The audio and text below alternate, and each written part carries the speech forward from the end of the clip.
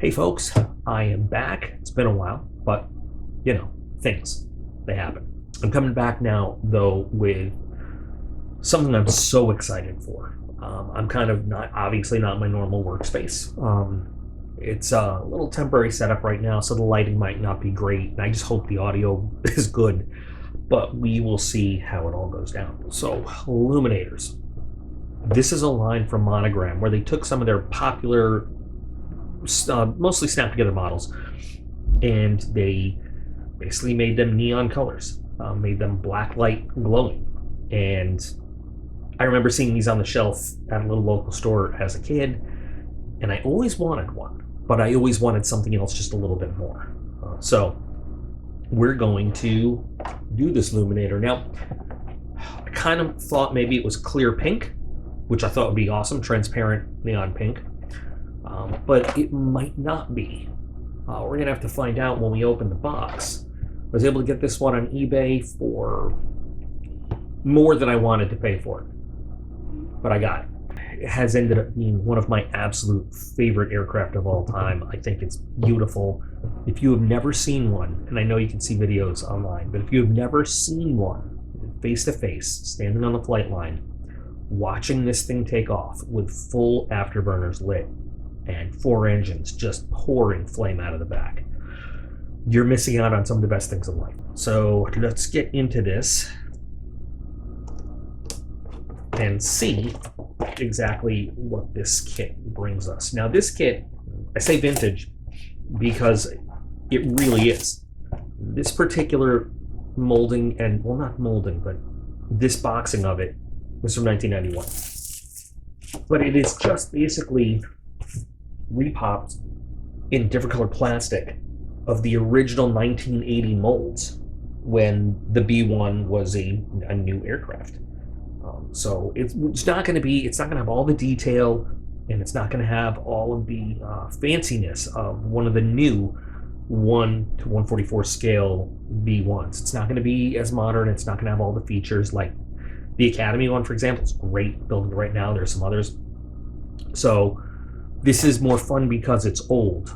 It's not going to be an accurate build. And a lot of times when I see snap together, I use glue anyway. Let's see what we need.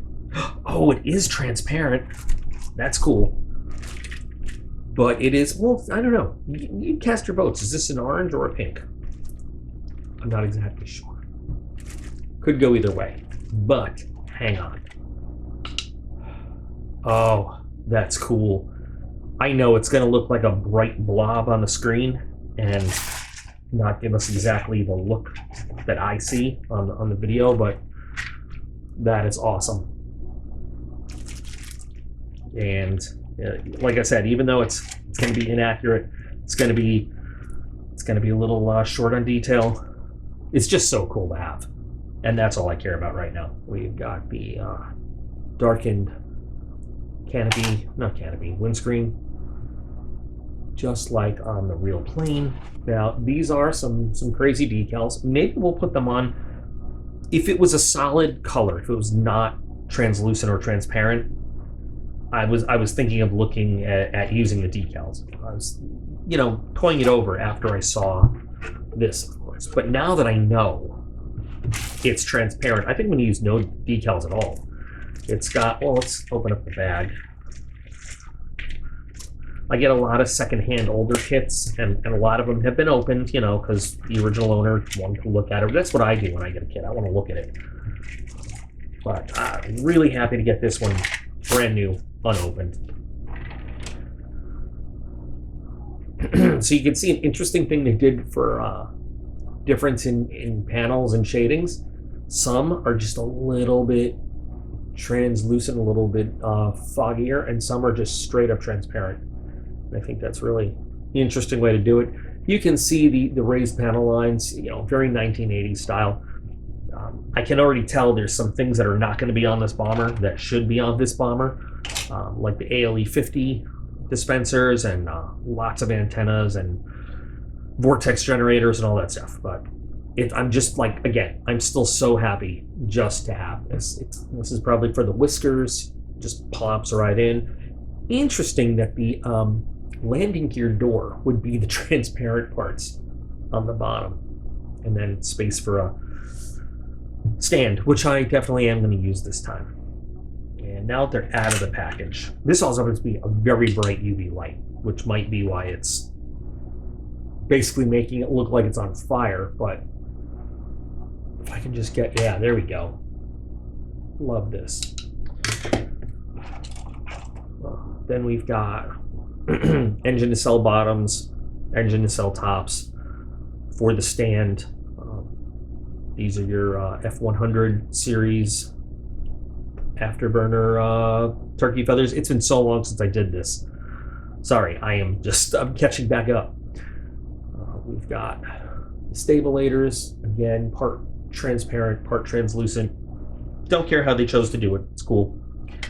And then we've got one sprue with, yep, here are the whiskers, wings that look like they do move, yeah. And we've got something connected. Now let's talk snap together. I remember from my early days as a youngin' building snap togethers that a lot of times they're a little loose. And so if I ever did have a snap together after a certain point, I would still glue it together. But I don't want to mar up the surface at all. So I'm hoping that this goes together really well and we don't need to reinforce it with glue or anything. So it looks like we start with the engines and pop them on. Easy. The whiskers go on. This is for the variable geometry aspect of the wings. Put the wings together, plop them on, put the windshield on. Ooh, I'm not a fan of one thing. We are going to have to just have that inside the nose. And yeah, that's not too bad. It's not too bad. It's not as bad as I thought it was going to be. We're going to have one weird darkened section of the nose because of that plastic. It's not too bad though. I won't whine about it. Okay. And then, wait.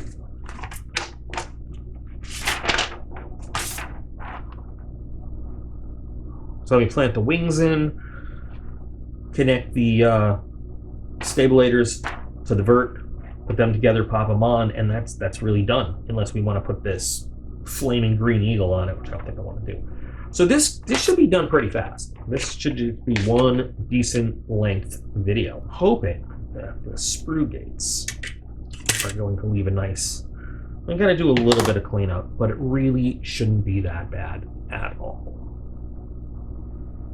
What I don't want to do is start sanding and having big areas of sanded plastic where it should be transparent, translucent, stuff like that.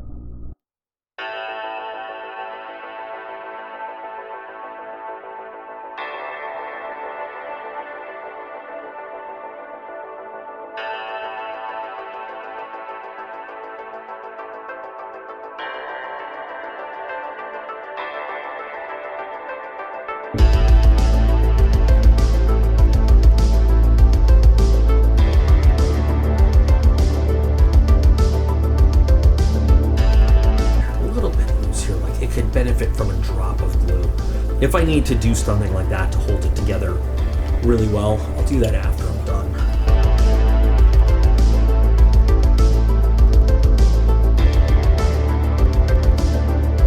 So, she's got engines. She can go. Let's get some whiskers. And yes, somebody's going to comment probably those are canards. They are, but they are part of a very fancy system that helps keep this stable as it's flying low altitude and high speed. They call these whiskers because they are not just flight control, they're sensors as well. They act as both on the B-1, and since they stick out like a cat, they are called, colloquially, that's a stupid word but I used it, they're called whiskers.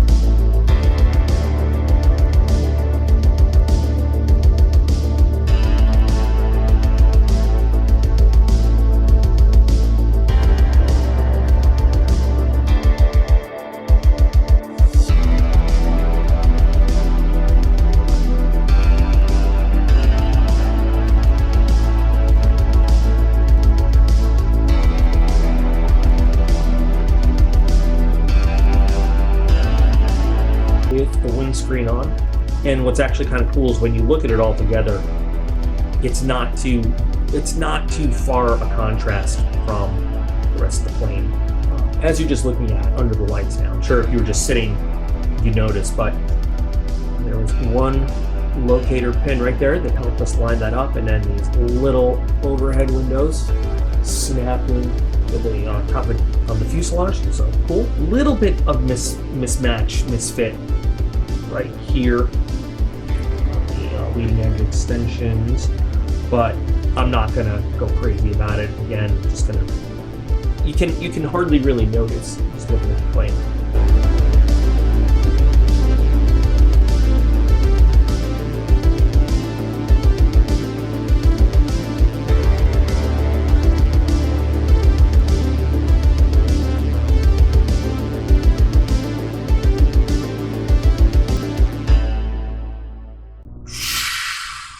I think there's a rule that at least once during every aircraft build, you have to fly it around your workspace, making a sound. So I just wanted to get it out of the way. We've only got one more part to put on before we do a little gluing.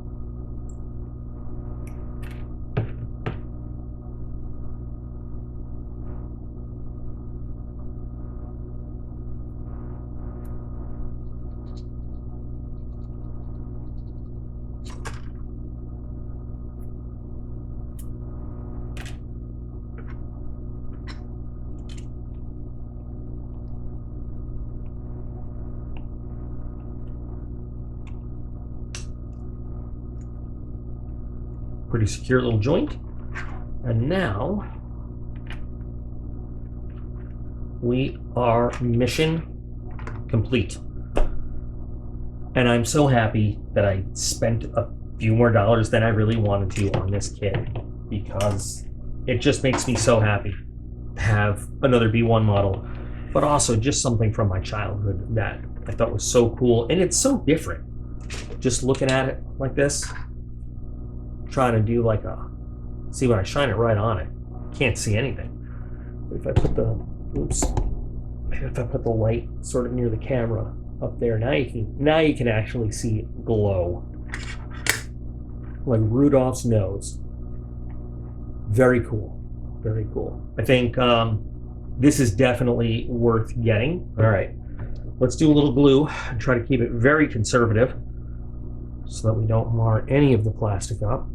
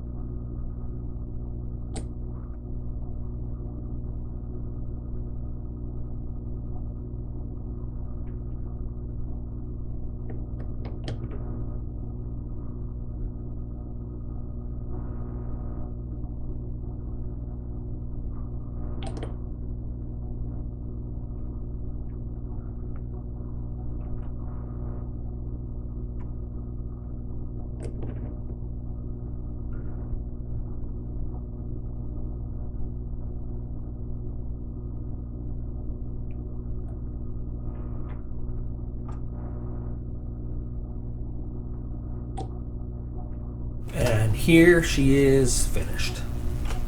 Very easy work, I liked it. A little bit of a warp in this wing that I didn't notice until I was looking at it, head on, but I'm just gonna leave it. I think it gives a little character for the age of the plane and the kit. But we've got fully working variable geometry wings. I love the fact that it's transparent. Like even the cloudy parts, the translucent parts, you can still see right through it. It looks really cool. And on the stand, it doesn't, a little wobbly, but I'm not worried about it because it's just gonna sit right there and look good. So, thank you for coming along this little journey with me, building a cool kit from the past. Has anybody else ever built this kit or any of the Luminators? Let me know. What did you build and did you like it? Or, how was your experience with it? What do you think of the B-1? Who else loves the B-1? I want everybody. The whole class should be raising their hand right now. And if any company was going to bring an idea like this back, would you build them? Would you collect them? I would. But I'm a geek, so that's okay. So thank you guys for watching and spending a little more time with me. For all of you out in YouTube land, keep building, build them well, and I'll be back again with another project soon.